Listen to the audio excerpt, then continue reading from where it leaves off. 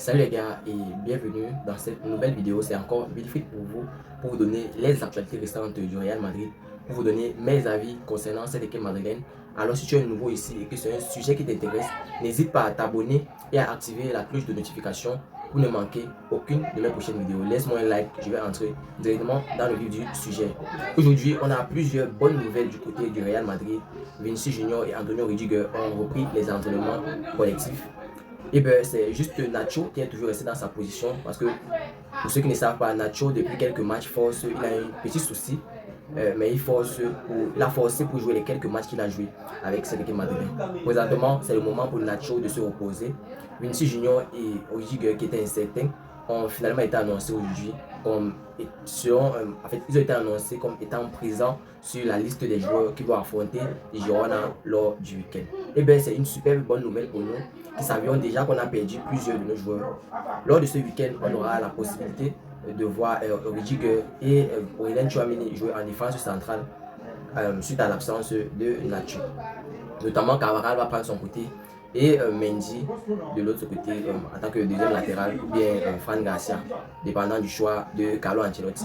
Mais notamment avant ce match-là, je vais vous donner mon possible 11 de départ pour cette rencontre. Miguel Gutiérrez, l'un des meilleurs joueurs de Girona cette saison, et bien son rêve, ou bien son but prochain est de pouvoir rejouer pour cette équipe madrilène. Pour rappel, Girona a recruté Miguel Gutiérrez du Real Madrid la Cassia. Et bien Miguel Gutiérrez, voyant ses grandes performances, rêverait d'un grand retour dans cette équipe madrilène. Pourquoi pas d'un Miguel Gutiérrez dans cette équipe madrilène? Mais comme nous le savons, le Real Madrid ne peut pas recruter tous les bons talents, mais tous les jeunes talents. Ils sont obligés de faire. Et bien présentement, je vais vous donner le nom des 3 objectifs principaux du Real Madrid lors du mercato d'été. Le Real Madrid, pour l'instant, a 3 noms dans leur tête, ou bien 3 noms au top de la liste des joueurs qui doivent absolument recruter parce que c'est déjà validé. Tout le squad madrilène, tout le Real Madrid connaît déjà que ces 3 noms-là sont les joueurs que le Real Madrid va se lancer à fond immédiatement quand le mercato va recommencer. Le premier nom sur la liste est celui de Leny Yoro. Leny Yoro, pour le poste de défenseur central dans cette équipe madrilène-là, c'est un super gros talent venant de Lille. J'avais déjà dit ici que Lille demanderait un gros montant au Real Madrid. Mais selon les sources, ce soir, le Real Madrid va discuter avec Lille pour pourquoi pas diminuer ce montant. Mais je ne pense pas que Lille va changer d'avis ou bien va accepter de diminuer le montant de transfert de Leny Yoro. Le deuxième sur la liste, c'est bel et bien Kylian Mbappé.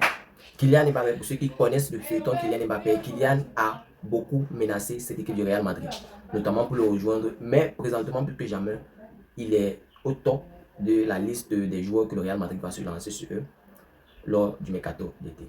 Pour rappel, le Real Madrid a déjà accepté de payer la prime à la signature de 103 millions d'euros pour Kylian Mbappé.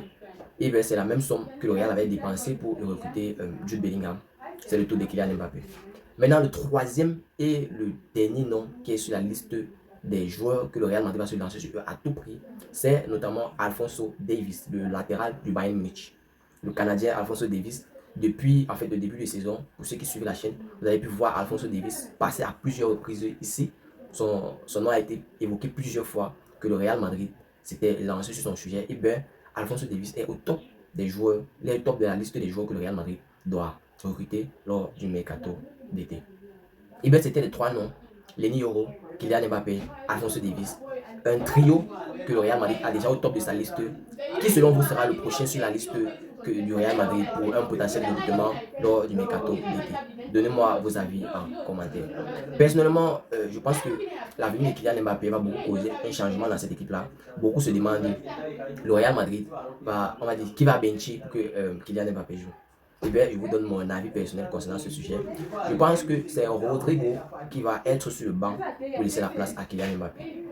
Chacun a son avis. C'est vrai que Kylian Mbappé joue présentement ou bien joue normalement, ou bien son poste initial c'est celui où joue Vinicius Junior. Mais le Real Madrid ne peut pas du tout laisser Vinicius Junior sur le banc s'il est en forme. Pour ceux qui veulent discuter, laissez en commentaire. J'essaie juste de vous faire comprendre que présentement, si vous pouvez même constater, Rodrigo n'est pas si en forme que cela parce qu'il a plus de minutes de jeu que Joselu Mato et que Brahim Diaz. Mais Joselu Mato et Brahim Diaz qui ont peu de minutes de jeu que Rodrigo sont plus décisifs que lui. Ce qui ne va pas notamment l'avantager lors du choix de Carlo Ancelotti pour pouvoir fait entrer Kylian Mbappé. Et bien les gars, là c'était mon avis concernant ce sujet-là. Je pense que Kylian Mbappé va beaucoup amener, il va beaucoup amener de turbulences dans cette équipe-là. Il y aura beaucoup de souffrance, beaucoup de joueurs vont souffrir parce que s'il signe au Real Madrid, il y aura forcément un des titulaires qui n'aura plus autant de jeux que cela dans cette équipe. André Lunin a été posé la question de savoir c'est quoi la suite et présentement il va vous donner sa réponse. André Lunin a répondu j'ai un contrat jusqu'en 2025. Je ne sais pas ce qui se passera, mais évidemment je vais rester au Real Madrid. Il y a quelques temps de cela, il y avait quelques rumeurs qui parlaient d'un André Lunin qui voulait quitter cette équipe madrilène. Mais présentement, je peux dire présentement que son état d'esprit a changé parce que le Real Madrid a décidé de faire de lui le gardien numéro 1 de cette équipe madrilène. Il décidait au moment-là de quitter le Real Madrid pensant que on a recruté Kepa, lui il était gardien numéro 2 déjà. On a recruté Kepa encore dans cette équipe-là. Bon, c'était en prêt, mais on a pris Kepa en prêt. Et Kepa faisait déjà de très beaux matchs.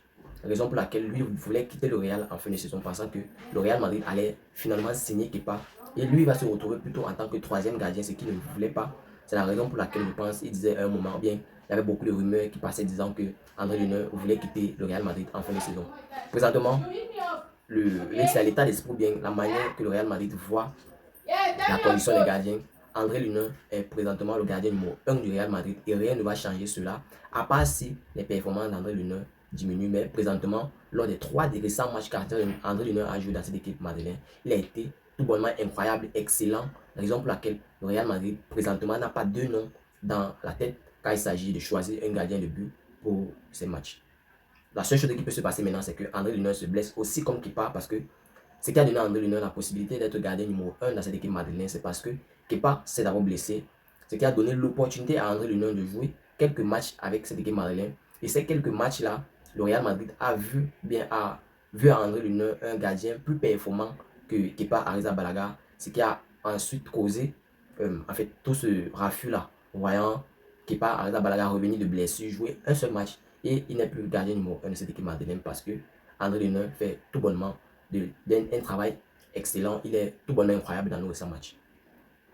Il y a eu beaucoup d'actions où je veux dire des supporters parce que souvent je vois les matchs du Real Madrid avec quelques personnes et ces personnes-là disent que si c'était Kepa là-bas, c'est qu'ils allaient déjà encaisser. Mais André Lunin, les gars, chapeau à lui parce que au début de saison, il n'était pas vraiment, on va dire comment, il n'était pas vraiment fier parce que il avait un manque de temps de jeu et tout.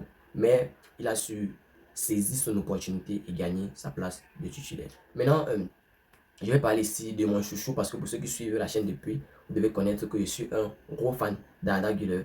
J'espère bien qu'Arda Güler va avoir encore un peu de temps de jeu dans nos prochains matchs pour qu'on puisse voir le maestro au travail. Je vais encore parler maintenant de Toni Kroos. Toni Kroos, cette saison, les gars, il n'y a pas à dire. Cette saison, Toni Kroos, beaucoup, on va dire comment, l'annonçaient en retraite ou bien l'annonce vraiment en fin de carrière. Mais même l'équipe d'Allemagne est présentement en train de supplier de leur rejoindre pour jouer l'Euro 2025. Les gars, c'est tout bonnement incroyable ce que fait Toni Kroos cette saison avec cette équipe madrilène. Personnellement, je suis on va dire, super fier de voir ce genre de performance-là de Toni Kroos. Luka Modric, lui, n'a pas beaucoup eu le prochain. Il n'a pas eu beaucoup d'occasions, il n'a pas beaucoup joué de matchs, il n'a pas beaucoup joué de minutes dans cette équipe madrilène cette saison. Mais le peu de temps qu'il a joué, il a été excellent, on va dire ça comme ça. C'est une légende. Toni Kroos et Luka Modric sont des légendes madrilènes. Personne ne peut discuter ça. Notamment, même Florentino Pérez les a déjà dit que leur prolongation dans cette équipe madrilène ne dépend que d'eux parce que ce sont des légendes. Ils ont le droit de prolonger avec cette équipe madrilène s'ils le veulent bien. Maintenant, les gars, je vais terminer cette vidéo avec cette image que vous pouvez apercevoir à l'écran. La jeune équipe que va composer, bien que constituera cette équipe du Real Madrid la saison prochaine. J'ai envie de parler de cette jeune équipe là, mais ça me prend un peu beaucoup de temps et je ne veux pas que cette vidéo soit longue. Alors on va se voir dans une prochaine vidéo dans ma prochaine vidéo, je vais parler de cette jeune équipe là parce que j'ai beaucoup à dire par rapport à cette équipe là. C'est tout bonnement incroyable ce que fait Florentino Pérez parce que c'était son rêve et il est en train de concrétiser. La preuve, vous pouvez le voir sur l'image présente. Si tu as suivi cette vidéo jusqu'à la fin, merci. Laisse-moi un like, ça fait plaisir et c'est totalement gratuit. Mais avant de terminer, n'oublie surtout pas de continuer à t'inscrire sur SBET en utilisant le code promo de la chaîne Actu Sport Live que tu peux voir présentement sur l'écran. Tu recevras tous les nouveaux bonus SBET. Le lien est en description pour ceux qui veulent utiliser le lien. Et bien les gars, on se voit dans une prochaine vidéo. Mais avant de finir, abonne-toi, abonne-toi, abonne-toi. Active la cloche de notification pour ne manquer aucune de mes prochaines vidéos. On se voit tout à l'heure. Ciao, bye bye. Peace.